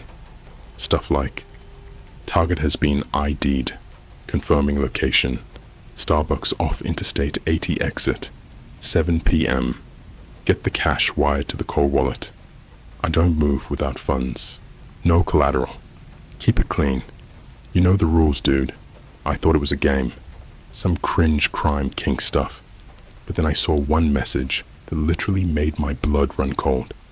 Husband is becoming suspicious. Need him gone. Quietly.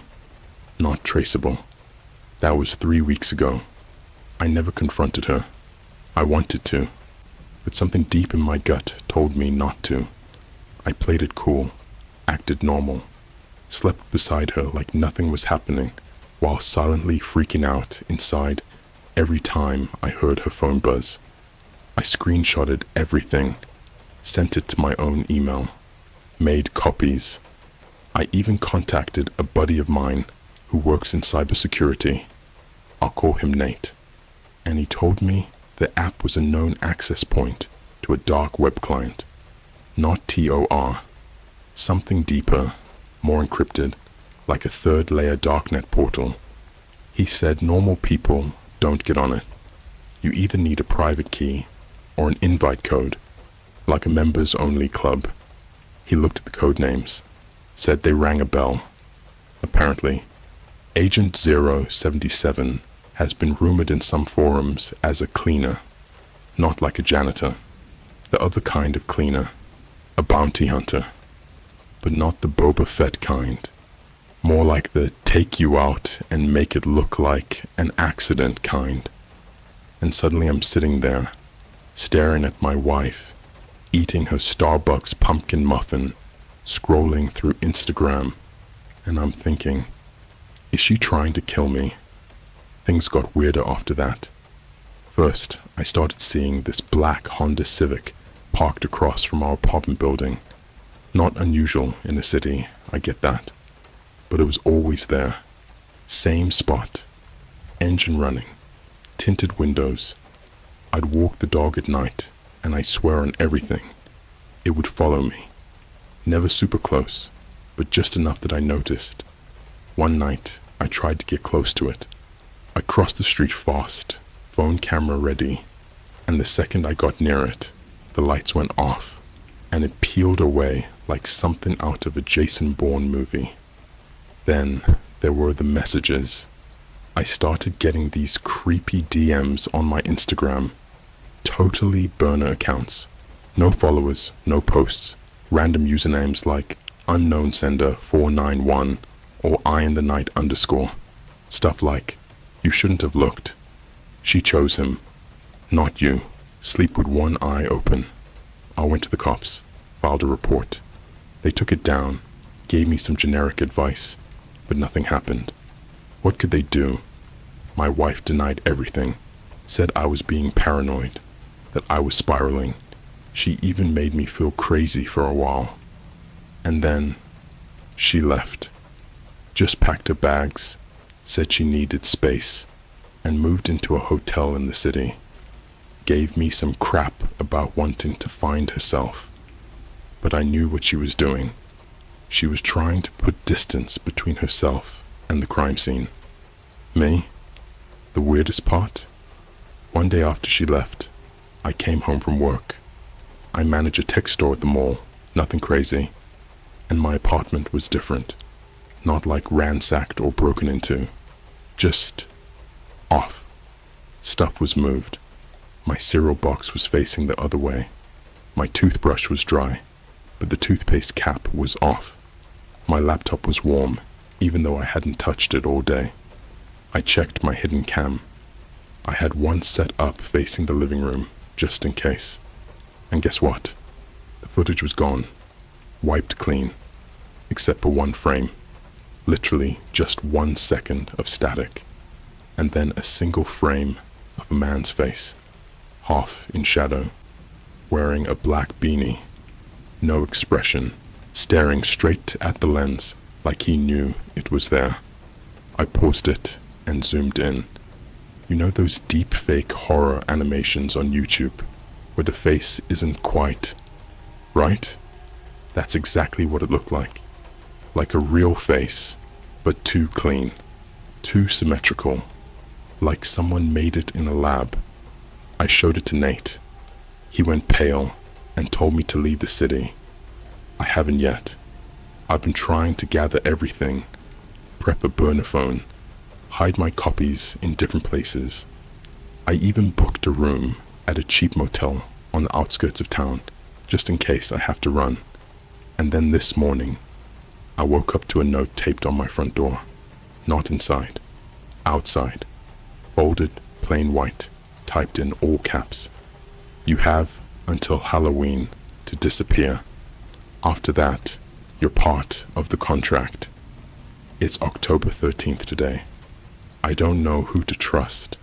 I don't even know if I'll make it to next week. But this is just the beginning. There's so much more I haven't told you. So if this post stays up and I don't go dark, I'll upload part 2 tomorrow. Stay tuned. And whatever you do, don't trust the people closest to you. Sometimes the killer doesn't come from the shadows. Sometimes they sleep right next to you. After I found that note on my door, something in me broke a little. I didn't scream, didn't cry. I just stood there staring at it until the letter stopped looking like words. I ripped it off and shoved it in a drawer, but I couldn't stop reading it in my head. You have until Halloween to disappear. I kept repeating it, like saying it out loud would make it less real. That night, I didn't sleep. I packed a small backpack, cash, my backup phone, a USB drive with the screenshots, and a few random clothes. I sat by the window, watching the streetlights flicker off the wet pavement. Every time a car slowed down, I held my breath. Then, at exactly 3:19 a.m., my phone buzzed. No caller ID. I froze. When I picked up, there was nothing but static at first. Then a man's voice came through, slow, calm, like he'd been waiting for me to answer. "You still at home, Daniel?" I didn't recognize the voice, but the way he said my name made my stomach twist. "You made this harder than it had to be," he said, "but that's okay. I like a challenge." Click. No number, no trace. I ran, didn't even lock the door, just bolted down the stairs and drove my car out of town until the city lights disappeared in the rearview mirror. I ended up at this cheap roadside motel, somewhere between Reno and Sacramento. One of those places with faded carpets and buzzing neon signs that say vacancy, even when the letters are half burned out. The guy at the front desk didn't even look at me when I checked in, just handed me a key and went back to scrolling TikTok. Room 7. The wallpaper was peeling, and the air conditioner made this weird metallic clicking sound every few seconds. I threw my bag on the bed and sat there, just listening to that sound. Click, click, click. I don't know how long I stared at the ceiling before I noticed the vent above the bed. It wasn't just a vent. There was a small black lens behind it, like a tiny camera. I jumped up on the bed, grabbed a chair, and pulled the grate off. The camera wasn't even properly wired. It was wireless, battery-powered, blinking faintly red. I yanked it out and put it on the table. The moment I did, my phone buzzed again. A text from a new number. "Nice room." I almost threw up. I turned every light off, crawled into the corner by the bathroom door, and tried to be as quiet as possible. Around 4 a.m., I heard footsteps outside my door. Slow, careful. Then a knock. 3 taps, perfectly spaced. I didn't move. A second later, another knock. This time softer, like someone using their fingernails instead of knuckles. Then I heard the handle move, just slightly, testing it. It stopped after a few seconds. I heard retreating footsteps, and then nothing but the sound of the buzzing sign outside. I stayed awake until morning, too afraid to even breathe too loud. When the sun came up, I opened the door and found another folded note on the ground. "We see everything." That was the day I called Nate again. He sounded exhausted, scared even. He told me he'd been trying to trace Agent 077 through some darknet relays and found something worse. There was an entire archive connected to the handle. Hundreds of encrypted folders named after random people. First names, last initials, sometimes just nicknames. Inside them were videos. He didn't tell me what was in them at first. Then after a pause, he said, "Dan, some of these are surveillance videos, like home security feeds, grocery store parking lots, hotel hallways, all different people, all unaware." I asked if he found my name. He didn't answer. I could hear typing through the phone, and then a long silence. "You're in there," he finally whispered. Folder labeled Blue Mask _Dan. My throat went dry. He said there was a live feed in it, a window streaming from inside the motel room I was in. I turned off the lights again, grabbed the chair, and started looking for more cameras. Behind the TV, under the table, even behind the mirror. And sure enough, behind the mirror, I found another one. Tiny, wireless, same blinking red light. I threw a towel over it and dialed Nate again, but his phone went straight to voicemail. 5 minutes later, my motel Wi-Fi disconnected. When I reconnected, a new browser window opened automatically on my laptop. No address bar, just a black screen with a single line of text. "Move the towel." My hands were shaking so bad I could barely type. I unplugged the laptop, smashed the screen with the heel of my hand, and ran out of the room. Got in the car, started driving, didn't care where, just away. By noon, I was at a McDonald's off Highway 395. I ordered coffee, sat down in the corner, and tried to calm down. My phone had about 12% battery left. A girl sitting 2 tables away kept glancing at me. Maybe she could tell I was a wreck. I tried to smile, and she looked away. When I glanced up at the TV behind the counter, one of those news feeds that plays on repeat, my heart stopped. The headline read, "Body found in local apartment, identified as IT consultant Nathan Blake." They showed a picture of Nate. Same beard, same hoodie. The report said he'd been found in his apartment. Cause of death, undetermined. Police said there were no signs of forced entry. I dropped my coffee. My phone buzzed one more time. Same unknown number as before. He shouldn't have looked. I left the McDonald's and sat in my car for almost an hour. I couldn't cry, couldn't think, just stared at the steering wheel while people came and went around me, totally unaware of how wrong the world felt. Then, from the corner of my eye, I saw a man get out of a black Civic, same car I'd seen back home. He wasn't looking at me, not directly, but I could tell he knew I was there. He was tall, wearing a dark jacket, baseball cap pulled low, and when he turned toward the McDonald's door, I saw his reflection in the window.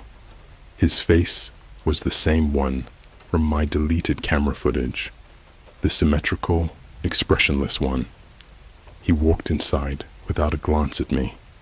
When he came back out, he had a McFlurry in his hand, sat in his car, ate it slowly, never once took his eyes off me in the mirror. I left the parking lot, drove until my tank was almost empty, and ended up in this random gas station somewhere near the Nevada desert. I'm writing this from the bathroom, sitting on the floor, using the gas station's free Wi-Fi. Every time a car pulls in, I flinch. I know I can't outrun this, but I have to try. If anyone's reading this, save the screenshots, the footage, anything you can. If I disappear before Halloween, tell someone to check the dark web for Blue Mask _Dan. Because whatever they are, whoever he is, this isn't just about me. They're watching all of us. I didn't mean to end up in the desert, but that's where the road spat me out. Miles of nothing except heat ripples and power lines stretching forever. The gas station I'd crashed at was barely standing. Its sign flickered between open and pen, like even it was too tired to finish the word. I'd been awake for 36 hours. My brain felt like wet cardboard. Every time I closed my eyes, I saw Nate's face on that news broadcast, frozen, smiling, unaware he'd already become a file in someone's collection. I told myself to keep driving, but I didn't. Instead, I opened my laptop again. The screen booted into that same black window. No cursor, no icons, and a new line of text appeared on its own. "Hello, Daniel."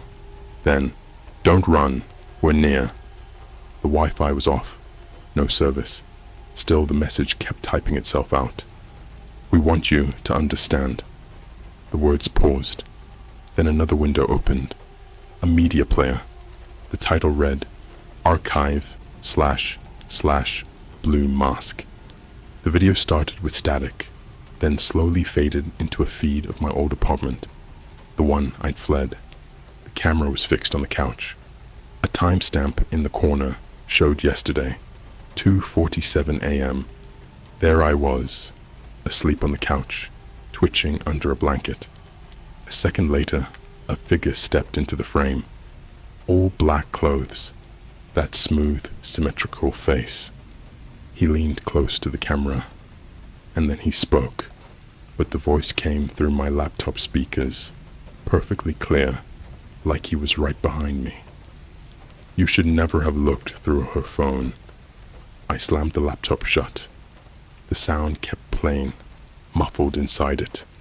The same calm, mechanical tone, repeating my name like a prayer. I threw the laptop onto the passenger seat and peeled out of the parking lot. I drove until I found a cluster of buildings, some half-abandoned industrial park near an interstate. There was a Starbucks inside a cracked strip mall, somehow still running.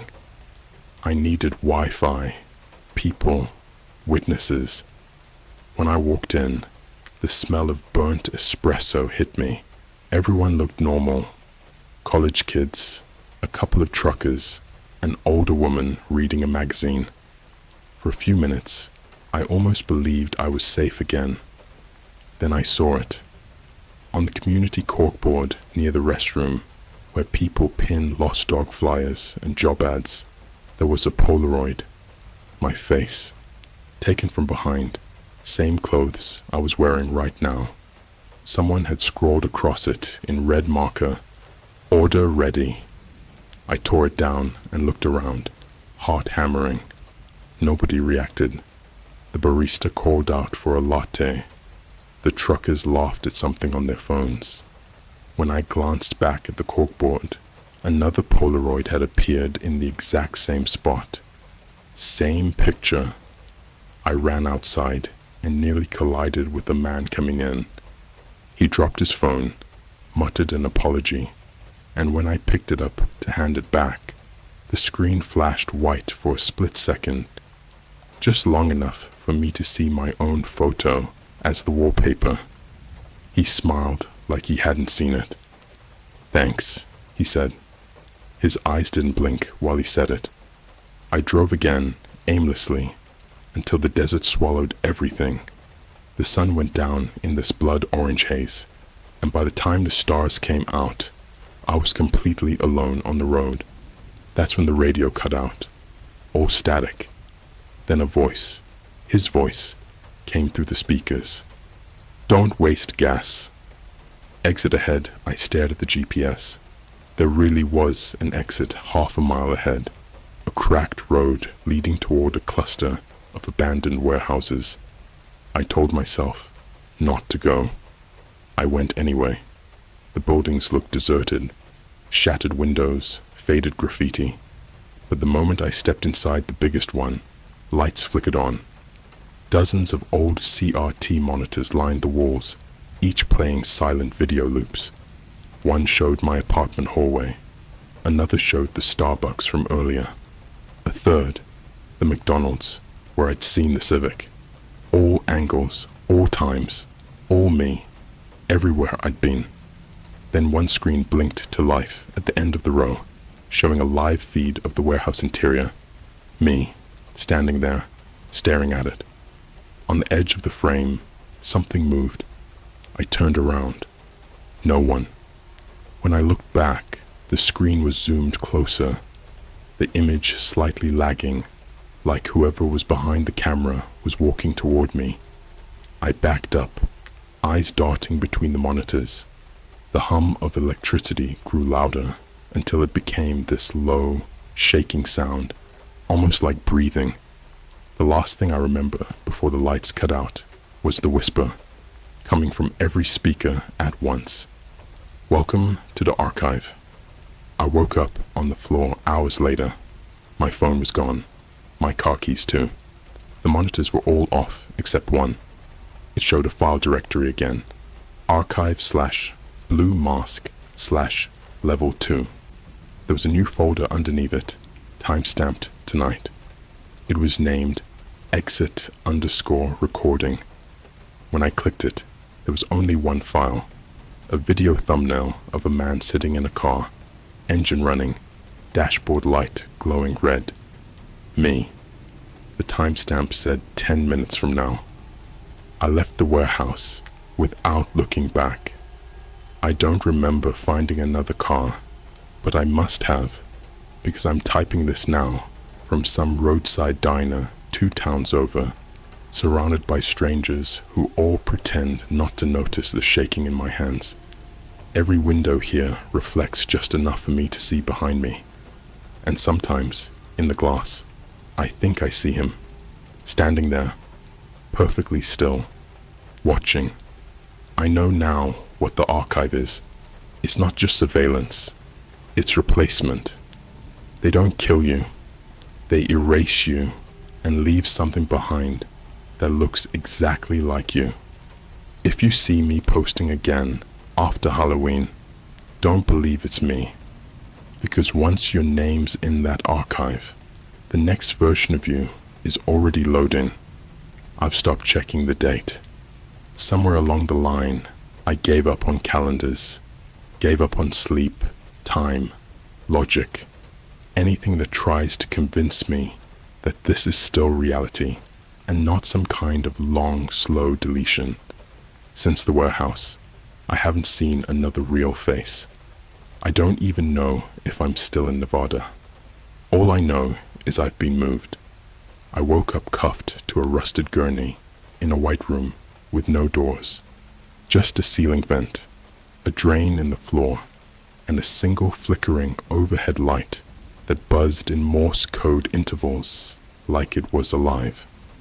My wrists were zip-tied, tight enough to cut off circulation. My mouth wasn't gagged, but I didn't scream. I didn't even try.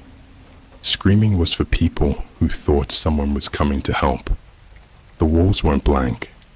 That's what made it worse. They were covered in transcripts. Thousands of printed messages, overlapping, layered, black type on white paper with dates and timestamps. Text threads, phone logs, Reddit threads, Instagram DMs, Tinder bios, Discord chats. At first, I thought it was just noise, but the more I stared, the more I recognized them. They were all mine. Private stuff. Some from 5, 10 years ago. I read things I hadn't thought about in forever. Petty arguments, conversations with old friends, things I said when I was drunk at 2 a.m., stuff I'd deleted before it even sent. And there it was, printed, pasted on the wall like scripture. In the center of it all, a photo. Me, taken from above, sleeping. A single phrase written underneath it. Subject, 11377D. Behavioral echo detected. I don't know what that means. I still don't. At some point, a screen turned on in the wall. No warning. Just click. black to color, and then a video started. It was me, sitting in a therapy session. Real therapist, real office. Only I've never been in therapy, not once in my life. But there I was, nodding along, while some woman in glasses asked me questions about my childhood. What messed me up wasn't the uncanny valley. It wasn't uncanny at all. It was perfect. The way I scratched my chin, the way I fake laughed, the twitch in my left eyebrow. I watched myself talk about things I'd never told anyone, not even my wife. And then, mid-sentence, the video froze.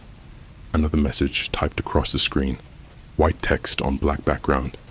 Congratulations, the mask fits. I don't remember being sedated, but I woke up again, somewhere new. This time in a clean room, not white, beige, almost like a hotel, but the kind you'd find inside a military base. And someone was sitting in the corner, not the man with the symmetrical face. Someone else, an older guy in a suit that looked 2 sizes too tight, skin pale, like he hadn't seen sunlight in years. His eyes were fogged, gray, like cataracts, but they moved. They locked on me, like they could see right through my skull. He didn't blink, just said, "You're a misfire." I asked him what that meant. He ignored it, just stood up and walked over to the wall, where another folder had been placed on a table I hadn't noticed until now. He opened it and flipped through a few pages like it bored him, said my name out loud, my birthday, my blood type. He even listed passwords I thought were secure. Bank accounts, crypto wallets, everything. Then he said something I haven't stopped hearing since. You weren't supposed to survive the scan. What scan? I still don't know, but I have a theory. See, I think the app my wife used, the one with the red dot, it wasn't just a messaging platform. It was a key to open a file, to run a scan, to map the subject, me. Every message, every location ping, every breath near a smart device was data, fed into a model, a replica, a synthetic version of me. And once they had enough, they could initiate replacement protocol. Only, I found it before they were ready. I must have passed out again, because the next thing I remember is waking up inside a McDonald's. Not a real one. It looked real, but only at a glance. The colors were too sharp, the people too still. Everything had that slightly plastic feel, like walking through a video game that hasn't fully loaded. There were employees at the counter, but they didn't speak. They just stared at the registers with frozen smiles.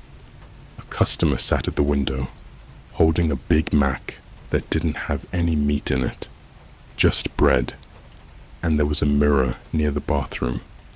When I looked into it, I saw myself, but I wasn't blinking.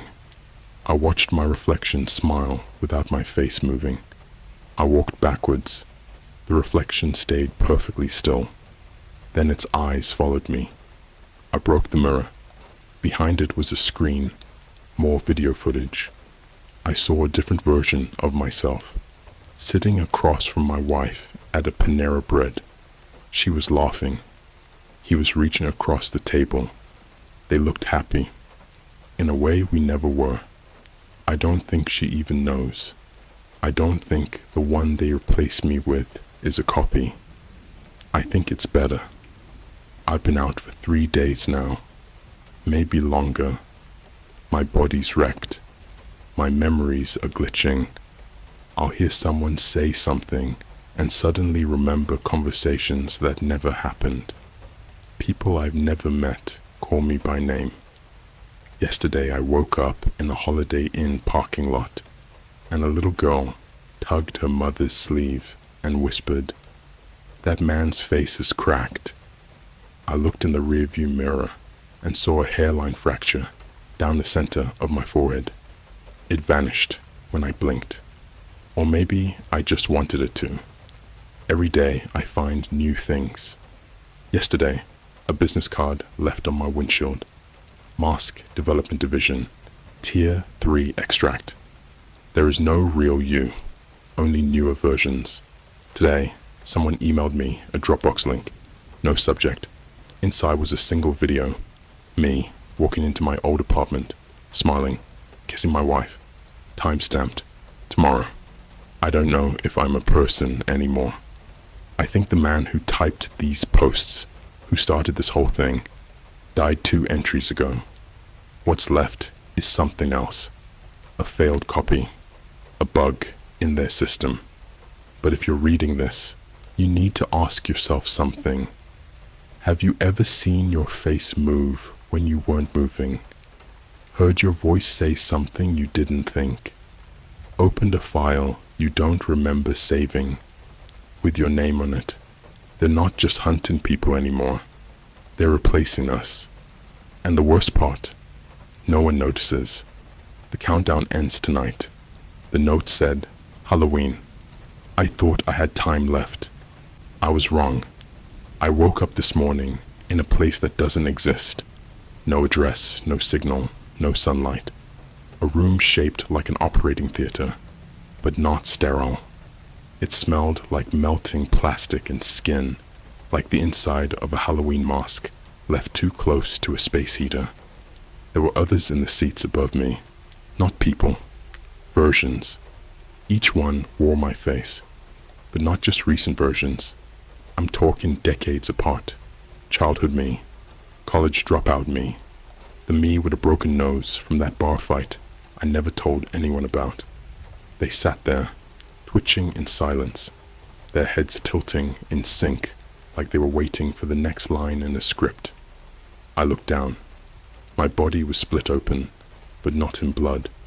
Wires, fiber, gel, micro-optics where there should have been veins. Someone had opened me up, not to kill me, but to correct me. There were monitors surrounding the table, but they weren't showing any live footage. They were displaying outputs, behavior charts, compatibility percentages, voice pattern matches. At the bottom of every single screen, one line repeated over and over in a dull red font. Corrupted instance, neuro echo unstable. That's what I've been this whole time. Not a person, a bad copy, an unstable neuro echo, a memory of myself, leaking, twitching, decaying, like a photocopy of a photocopy of a photocopy. They tried to delete me. They shut the door and turned off the lights, hoping I'd stop functioning. But I didn't. I kept running, like a ghost in the machine. And now I've seen things they can't afford for anyone to see.